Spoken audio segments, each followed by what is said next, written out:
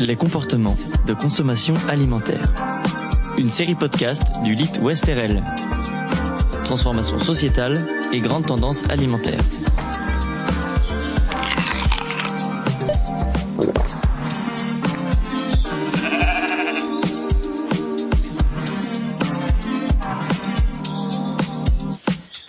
Aujourd'hui, on mange comme on vit, et nos manières de vivre conditionnent nos manières de manger. L'alimentation offre donc une grille d'analyse du changement social. Et comprendre ce changement revêt une importance primordiale pour appréhender les nouvelles pratiques et les tendances alimentaires. C'est ce qu'ont fait Bruno Hérault, Julia Gassi et Arnaud Lamy en février 2019. Dans le document de travail numéro 13 du Centre d'études prospectives du ministère de l'Agriculture et de l'Alimentation, il nous invite à décaler notre regard vers 6 grandes mutations de la société française. Il décrypte l'évolution de nos modes de vie afin de mieux comprendre les transformations de nos conduites alimentaires et ainsi aider les acteurs concernés à adapter leur stratégie en conséquence.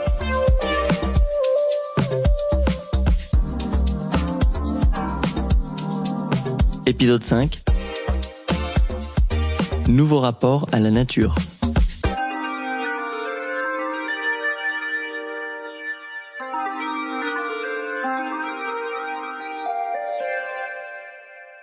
Dans le 5e et dernier épisode de cette série, nous reviendrons sur les concepts de nature, du naturel et de la naturalité. Il sera question des grandes évolutions qui touchent actuellement les rapports homme-animal et homme-végétal dans les sociétés européennes, et comment les nouvelles aspirations à la naturalité se traduisent et agissent sur nos modes de vie ou sur nos manières de consommer. Qu'est-ce que notre nouveau rapport à la nature implique sur notre alimentation ?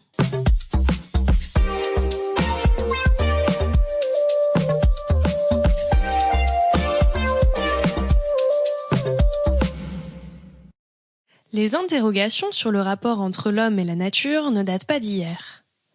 Mais depuis le XVIIIe siècle, une véritable conscience écologique se développe en Europe. Faisons d'abord un détour par quelques définitions.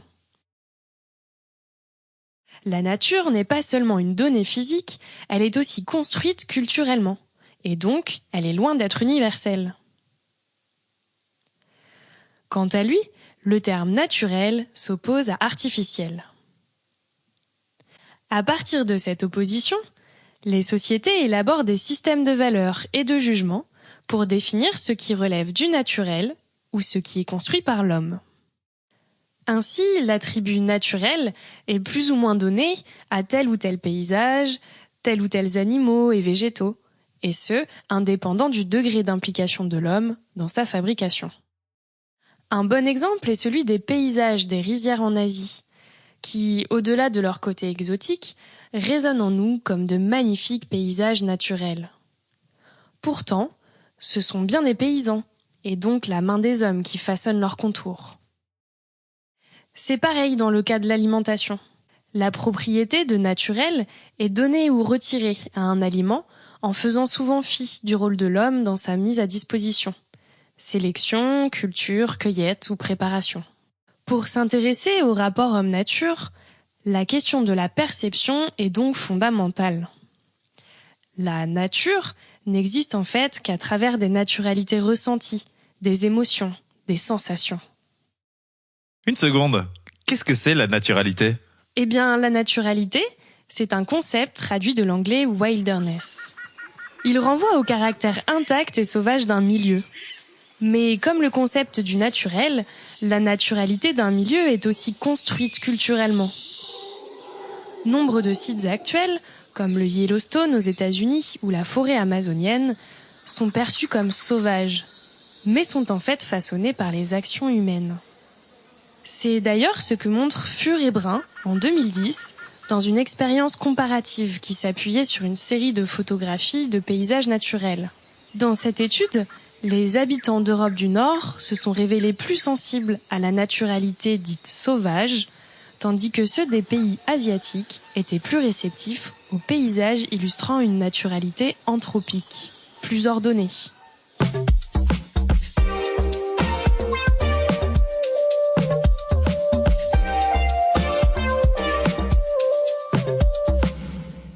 Au-delà de ces variations d'ordre culturel, d'autres travaux comme ceux du sociologue Pierre Lecaux montrent que les perceptions de la naturalité varient avec les différences sociales d'âge, d'origine, de milieu de vie, etc.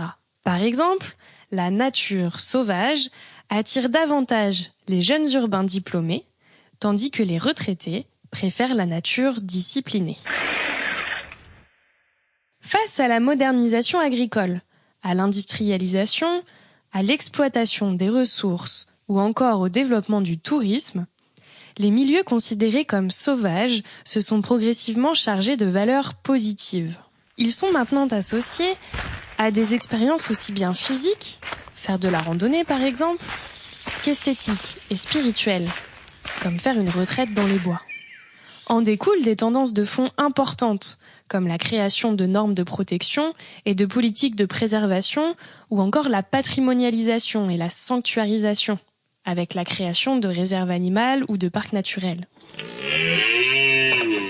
Ces dynamiques, toujours à l'œuvre aujourd'hui, sont généralement porteuses de représentations fantasmées et réenchantées de la nature, renvoyant spontanément à l'idée que la nature est bienveillante, accueillante et salvatrice. La nature, quand ça commence à être beau, c'est beau, hein. Tu ne trouves pas, Jean-Baptiste? Oui. Parallèlement, avec l'urbanisation, l'industrialisation et l'avènement des nouvelles technologies, les individus ont des rapports à la nature beaucoup plus épisodiques, indirects et artificiels. Le développement des sociabilités numériques nous éloigne aussi de plus en plus des réalités concrètes et des expériences de nature.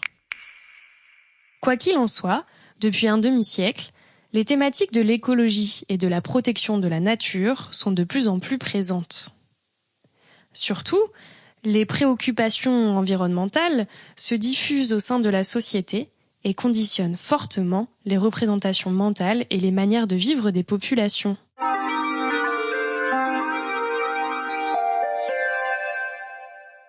Pour aller plus loin sur ces questions, intéressons-nous au rapport homme-animal. Selon les civilisations et les époques, les animaux sont classés et hiérarchisés en fonction des relations que nous entretenons avec eux. Dans les sociétés occidentales contemporaines, ces classements comportent 3 grandes catégories, allant du plus lointain au plus proche des activités humaines.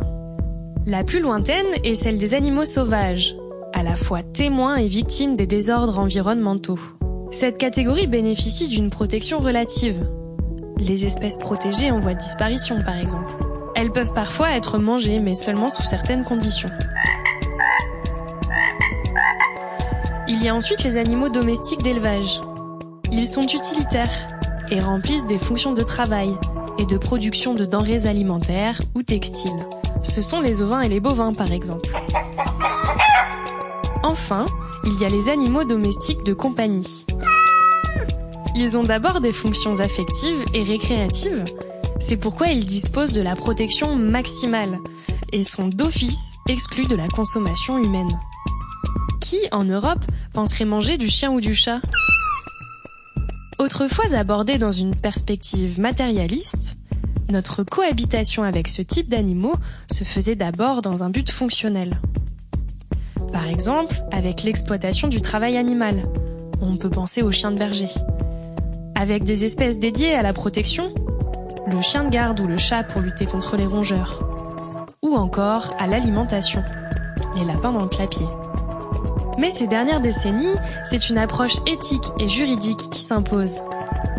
Dans les débats de société, comme dans la sphère politique, la controverse porte sur le fait d'accorder de nouveaux droits aux animaux. Sur ces sujets, des ouvrages comme La libération animale de Singer en 1975, ou plus récemment Zoopolis, une théorie politique des droits des animaux, de Donaldson et Kim Lika, font office de référence. En 2015, le Code civil est même modifié pour définir les animaux comme des êtres doués de sensibilité.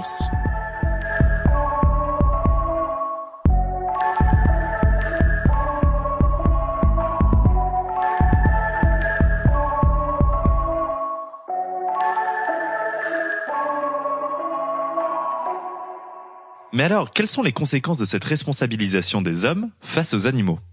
En 2011, le philosophe Jean-Luc Guichet en décrit quelques-unes. D'abord, il y a la tendance à anthropomorphiser les animaux, c'est-à-dire à leur attribuer des qualités et des caractéristiques propres aux humains.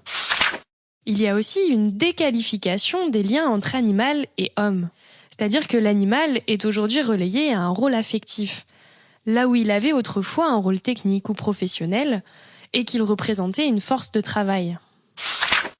Enfin, l'animal de compagnie devient l'animal de référence. C'est dorénavant la catégorie dominante à travers laquelle sont appréhendées et questionnées les autres catégories d'animaux. Cette catégorie tend d'ailleurs à s'élargir de plus en plus, avec les nouveaux animaux de compagnie tels que les serpents, les rongeurs ou les insectes. On ne parle plus de protection animale, mais plutôt de libération et de bien-être animal. S'il n'y a pas pour l'instant de reconnaissance de l'intelligence animale, il existe bel et bien une prise en compte de leur sensibilité et de leurs émotions.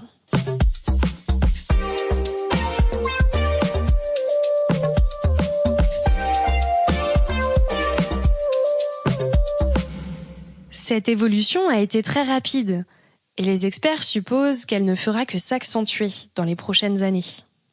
Les visions du vivant étant fortement centrées autour des animaux, les débats de société sur le rapport homme-végétal sont moins présents et moins aboutis que les discussions sur les interactions homme-animal. Pourtant, ils sont en train de prendre la même tournure. Actuellement, il y a une montée en puissance d'une véritable cause du végétal. Les végétaux gagnent en visibilité et en reconnaissance. Comme les animaux, ils sont au cœur des nouvelles interrogations sur notre rapport à la nature. L'imaginaire du végétal renvoie aujourd'hui à la présence bienveillante des plantes, au service qu'elles rendent, et on considère qu'elles font partie intégrante du vivre ensemble planétaire. Moi, je suis un type qui a fait beaucoup pour l'écologie, je vous assure, c'est vrai. Dans les débats sur nos modes de vie, la fibre écologique est régulièrement invoquée pour promouvoir des comportements ou justifier des choix de consommation. Les jardins partagés, les toits végétalisés ou les plantations et composts de balcon sont largement valorisés. Cette révolution végétale suscite de nouveaux champs d'investigation, comme la neurobiologie des plantes, la sylvothérapie ou encore la communication végétale. Mais alors, quelles conséquences en termes de consommation ? Cet engouement pour le végétal et le naturel est une tendance attestée par de nombreuses études quantitatives et qualitatives. Il se traduit, entre autres, par un attrait pour tous les services et produits dits naturels. Selon une enquête de 2016 de TNS Sophre, 83% des Français déclarent un intérêt pour la naturalité des produits alimentaires. C'est plus que l'intérêt porté à l'origine des aliments, qui est important pour 74% des Français. En découle une profusion d'allégations et de références à la nature sur les emballages. Pour cette raison, la Direction générale de la concurrence, de la consommation et de la répression des fraudes décide en 2009 d'encadrer l'emploi des termes naturels et 100% nature sur les produits. Mais puisque les attentes en termes de naturalité sont très contrastées, voire parfois contradictoires, le marché du naturel est loin d'être unifié. La quête du naturel concerne aussi bien la consommation alimentaire que l'habillement ou l'utilisation de produits d'hygiène et de beauté. Au-delà des bienfaits réels ou supposés des produits moins industrialisés, consommer de la naturalité répond à une quête d'identité et de sens. Les individus se rassurent sur leur capacité à protéger leur santé physique et leur bien-être mental. Les consommateurs ont ainsi l'impression de renouer avec le bon passé et la tradition de retrouver le sain et le proche. Cette nature marketée est donc conservatrice et répond à la nostalgie des consommateurs, mais elle est aussi porteuse de modernité, la preuve d'une consommation responsable et éthique. Mais souvenez-vous, les définitions du caractère naturel d'un produit ou d'un régime varient en fonction des groupes sociaux, des connaissances scientifiques et des maillons du système alimentaire. Ainsi, un même produit ne suscitera pas la même perception de naturalité chez les acheteurs en fonction de s'il est vendu à la ferme ou dans une grande surface.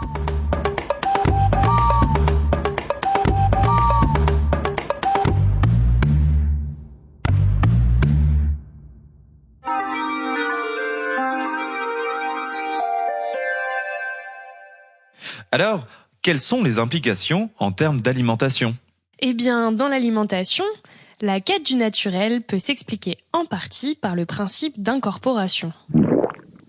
Ce principe exprime le fait que lorsqu'une personne ingère un aliment, elle en acquiert les qualités, les nutriments par exemple, mais aussi les défauts, comme les pesticides. D'où la nécessité d'ingérer des aliments considérés comme sains et purs.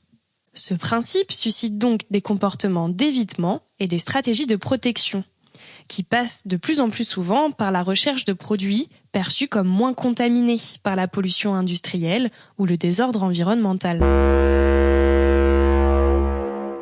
Ce principe a été très bien décrit en 1990 par le sociologue français Claude Fischler dans son ouvrage L'Omnivore.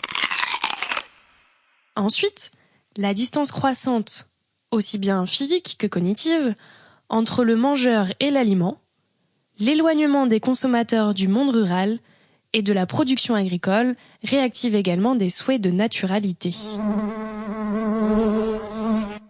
La crainte des risques alimentaires aussi, et la multiplication des discours sur le bien manger plonge les consommateurs dans une situation d'anomie alimentaire. C'est-à-dire qu'ils souffrent de plus en plus de perte de repères, d'anxiété et de culpabilisation, dont ils tentent de sortir en faisant confiance aux ressources de la nature. Je bois à la mer nature, aux collines odorantes. Je bois aux cigales, à la brise, aux roches millénaires. Ainsi, la naturalité se retrouve au cœur de nombreux régimes alimentaires, ne reposant que sur quelques denrées considérées comme pures et saines. Nous citerons ici le régime paléo, inspiré de la nourriture des chasseurs-cueilleurs préhistoriques. Certains de ces régimes dérivent vers des comportements orthorexiques, c'est-à-dire vers des troubles obsessionnels liés à la qualité de la nourriture absorbée.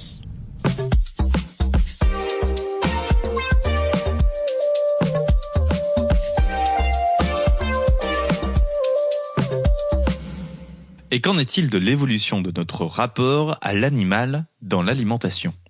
Le statut des produits animaux s'est transformé, et en particulier celui de la viande, avec la baisse de la consommation de certaines espèces et la tendance, chez les jeunes générations, à voir son steak comme un animal mort.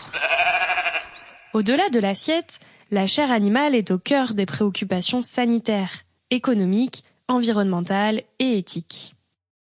En découle la volonté de réorienter les achats vers des filières de production respectueuses du bien-être animal et le développement de régimes d'éviction totale ou partielle de produits animaux. Mécaniquement, la critique des protéines animales entraîne une revalorisation de la perception des protéines végétales et des alternatives à la viande qui revêtent une image santé et bien-être. En réaction, d'autres mangeurs répondent aux critiques adressées à la viande en accentuant leur carnivorisme. Je ne mange pas de graines! Enfin, en termes de pratiques d'achat, la quête du naturel se traduit par la recherche de produits bruts ou peu transformés, disposant de labels. Il s'agit également de préférences pour les produits sans, peu emballés, vendus en circuit court et de proximité, ou encore fabriqués selon des recettes traditionnelles. De l'oignon frais, du poireau pareil, des tomates, de l'ail, de l'échalote, des champignons, des œufs, de la crème fraîche, des champignons, du sel et du poivre, toujours bien entendu.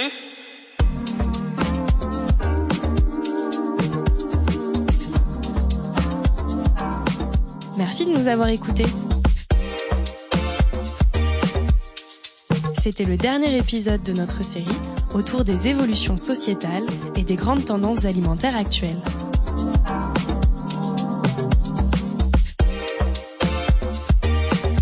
Retrouvez bientôt notre deuxième série de podcasts qui abordera la question des comportements des consommateurs face aux produits animaux. Consomme-t-on vraiment moins ? Ce sera l'occasion de faire un état des lieux de la consommation de produits animaux en France. L'anthropologue Fanny Paris viendra également nous parler du mythe de la déconsommation. Il sera aussi question des flexitariens, de leur motivation et de leurs pratiques.